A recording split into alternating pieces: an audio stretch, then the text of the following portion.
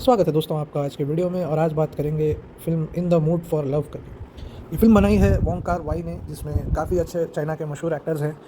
अ, इस मूवी को काफ़ी हाईली रेटेड बताया जाता है। काफ़ी आई थिंक इसको ऑस्कर के लिए नॉमिनेशन में भी भेजा था चाइना वालों ने। और बहुत लोग इसकी तारीफ़ करते हैं। आईएमडीबी पर रेटिंग बहुत हाई है, लेकिन मुझे ये मूवी उतनी नहीं समझ आई। मुझे लगी कि बहुत ही बोरिंग मूवी है। आइए थोड़ी सी इसकी मैं स्टोरी समझाता हूँ और मैं आपको बताता हूँ क्यों ऐसे है। सबसे पहले तो ये एक कपल के बारे में है। तो ये ऐसे कपल है जो बेसिकली शादीशुदा हैं, लेकिन एक दूसरे से नहीं, दूसरों से इनकी शादी हो चुकी है। और ये एक दूसरे के पड़ोस में रहते हैं। और आई थिंक वो कोई एक कपल बाद में मूव इन होता है, जिसकी वजह से वो एक दूसरे को नोटिस करने लगते हैं। और वहाँ उनके घर के करीब एक छोटा सा रेस्टोरेंट होता है और एक छोटा सा क्लब होता है, जहाँ पर वहाँ सोसाइटी के लोग बैठकर खेलते हैं, जैसे अपार्टमेंट वगैरह नहीं होते या कॉलोनी के लोग जैसे बैठते हैं। अब वहाँ होता यह है कि वो जो कपल है, जो हमारे मेन हीरो हीरोइन है, वो एक दूसरे के घर में खुश नहीं होते हैं। उनकी मैरिज में कुछ प्रॉब्लम्स होती हैं। अब इस मूवी में, पूरी मूवी में डायलॉग का इस्तेमाल बहुत कम किया गया है। और मूवी को बहुत ही स्लो पेस रखा है। अब देखिए, मुझे स्लो पेस मूवीज़ से प्रॉब्लम नहीं है, लेकिन एक लिमिट होती है। बहुत स्लो कर दिया है।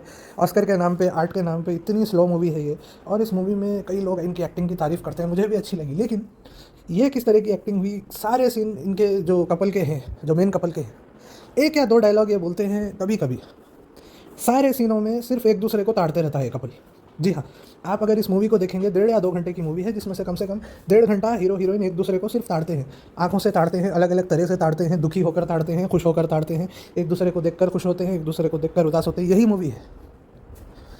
मैं समझता हूँ आर्ट के नाम पर आप बताना चाह रहे हैं, जी हाँ, कुछ अलग टाइप का करना चाह रहे हैं, एक यूनिकनेस आपकी मूवी में आप लाना चाह रहे हैं। लेकिन यूनिकनेस के नाम पर लेज़ीनेस, मैं इसको कहूँगा, ये कोई यूनिकनेस इसमें मुझे नहीं समझ आई। 1.5 घंटे 2 घंटे की मूवी है, उसमें से 70-80% ऑफ द टाइम कोई डायलॉग नहीं है, सिर्फ एक दूसरे को देखकर ताड़ते हैं हीरो हीरोइन। मैं कहूँगा, बल्कि कॉन्फिडेंटली कहूँगा, कभी अलविदा ना कहना शाहरुख खान की इससे बहुत अच्छी मूवी है। अगर इस मूवी को ऑस्कर के लिए नॉमिनेट किया जा सकता है, तो मैं कहूँगा कभी अलविदा ना कहना को भी आप इस कैटेगरी में डाल सकते हैं। मतलब और अच्छे से एक्सप्लोर किया है, मैं ये बता रहा हूँ आपको, एक्स्ट्रा मैरिटल अफेयर को। अब इस मूवी की थोड़ा सा और उस पे आते हैं हम। तो अब आप कहेंगे कि लव में जो ग्लैंसेस है वही तो रोमांस है, वही तो उनका लव, वही तो बताया गया है कि उनको शब्दों की ज़रूरत नहीं। अरे भाई, हमें तो ज़रूरत है ना, उनको नहीं है तो क्या हुआ। कहानी में कुछ तो डायलॉग होना चाहिए, जो देख रहा है उसे कुछ तो समझ आनी चाहिए, कुछ तो उसका एंटरटेनमेंट भी होना चाहिए ना। सिर्फ उनके लव को हम देखते ही रहें क्या? और वो भी बहुत बोरिंग हो जाता है। देखिए, 1 सीन, 2 सीन, 4 सीन आप ऐसे बना ले, जहाँ सिर्फ साइलेंस में बैठे हुए हैं किरदार, और एक दूसरे को देखकर वो कुछ सोच रहे हैं, वो कर रहे हैं। इस पे आप ऑस्कर एक्टिंग पे दे दीजिए। लेकिन पूरी मूवी ऐसी बनाना, ये बकवास है। मैं कहूँगा आर्ट के नाम पर धोखा है। तो उम्मीद करता हूँ आप मेरा पॉइंट समझ रहे होंगे। तो बहुत हाई रेटिंग है इसकी, मुझे समझ नहीं आ रही क्यों। मतलब हो सकता है क्रिटिक्स में पॉपुलर हो गई और आर्ट फेस्टिवल टाइप लोगों में पॉपुलर हो गई, तो सभी लोग इसको अच्छी रेटिंग दे रहे हैं, जबकि बहुत अच्छी मूवीज़ हैं जिनकी रेटिंग इससे ज़्यादा होनी चाहिए मेरे हिसाब से। इंग्लिश में, हॉलीवुड में, और इवन चाइनीज़ सिनेमा में इससे अच्छी मूवीज़ बनी हैं, चीटिंग के बारे में, एक्स्ट्रा मैरिटल अफेयर्स के बारे में। लेकिन इस मूवी को ऐसे ऊपर चढ़ाया जाता है जैसे कुछ इन्होंने अजूबा बना दिया है। इस मूवी की एंडिंग आप सुनेंगे तो मैं आपको बताता हूँ। ये मूवी में जो हीरोइन है वो उस नेबरहुड से चली जाती हैं, और कुछ साल बाद जो उस मूवी में जो हीरो है वो भी वहाँ से चले जाते हैं, उनका ट्रांसफ़र हो जाता है या कुछ हो जाता है। कुछ साल बाद वो वापस आते हैं मालूम करने के लिए कि हीरोइन को क्या हुआ करके।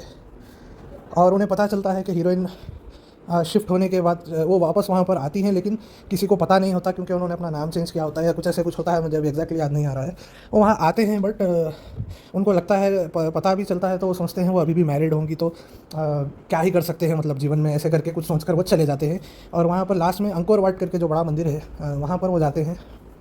वहाँ पर एक कोने में एक छोटा सा झाड़ वो लगाते हैं। बेसिकली वो झाड़ ये दर्शाता है कि उन्होंने अपनी ख्वाहिशों को त्याग दिया है करके।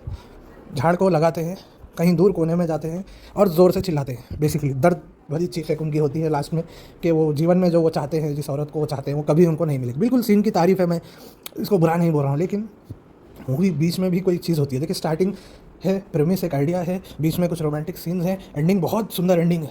अरे भाई, बीच का हिस्सा भी तो बनाना होता है क्या? ऐसे ही मूवी बनती है क्या? सिर्फ एंडिंग अच्छी रख लो, स्टार्टिंग अच्छी रख लो, स्टोरी का आइडिया अच्छा रख लो, बीच बाकी की मूवी भी अच्छी होनी चाहिए ना। तो ये मेरा इशू है इस मूवी से। अगर आपने मूवी देखी है तो कमेंट कर बताइए कि आपको भी ये ओवर रेटेड लगी, क्या आपको भी ये मूवी बकवास लगी। और अगर आपको बहुत पसंद आई है, आपको लगता है मैं ही गलत हूँ, तो ये भी मुझे कमेंट करके बताइए। वीडियो देखने के लिए धन्यवाद। Have a good day.